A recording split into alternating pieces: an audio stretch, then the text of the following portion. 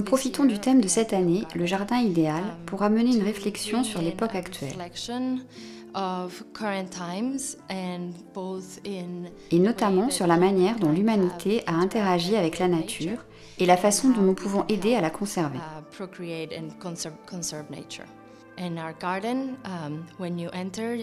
Lorsque vous entrez dans notre jardin, il y a un portail de miroirs, de prismes, et ces miroirs reflètent l'image du visiteur. C'est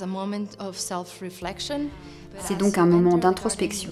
Mais en entrant dans le jardin, vous entrez dans la zone que nous appelons la forêt de symbiose.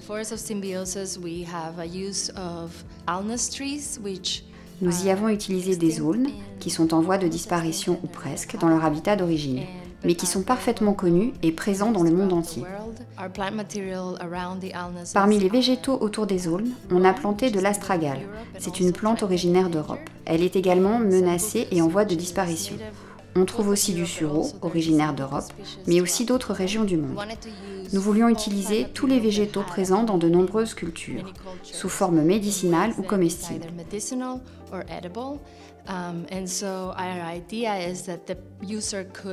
L'idée était donc que l'utilisateur puisse se nourrir dans le jardin et puisse aussi se soigner. En vous promenant dans le jardin, vous verrez les prismes miroirs éparpillés dans le jardin qui reflèteront votre image.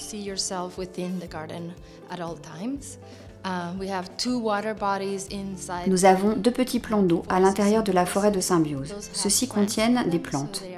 L'intention, c'est que cela soit très sauvage et naturel.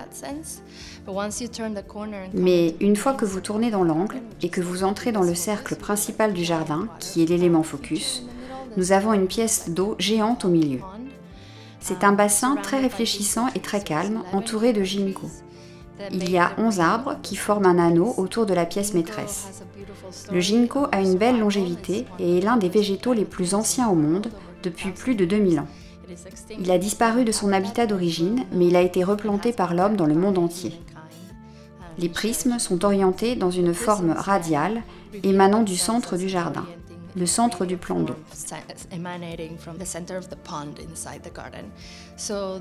Ainsi, le visiteur peut alors se concentrer sur cet élément réfléchissant au centre du jardin, qui se concentre sur l'eau, qui est l'essence de la vie.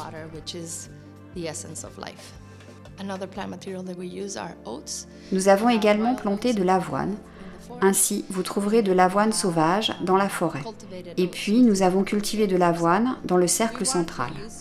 Nous souhaitons que les visiteurs fassent l'expérience de la nature au centre de leur vie. Nous aimerions qu'ils en prennent soin, la nourrissent et la protègent.